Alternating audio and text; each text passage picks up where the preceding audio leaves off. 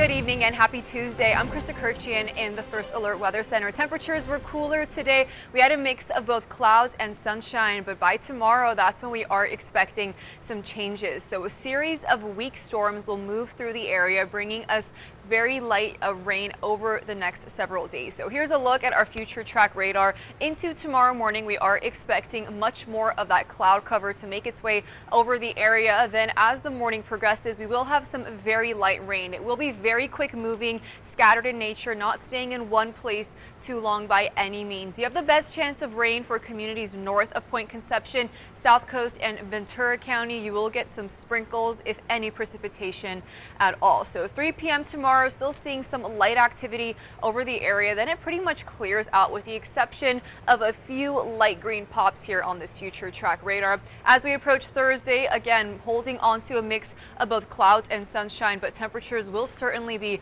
much cooler as a result of this. So like I mentioned, these numbers pretty underwhelming. Here's a look at our future track rainfall totals. Hundredths of an inch for just about everyone. The most rain we could see as of right now, about 1/10 of an inch. So you could see that in Cuyama and just below that in California Valley as well. So as we recap today was a nice mild dry day. Temperatures were cooler, and again, the first half of the day was sunny. By the afternoon, we did see a few more clouds move into the area. Into your Wednesday, we are expecting temperatures to continue to cool down.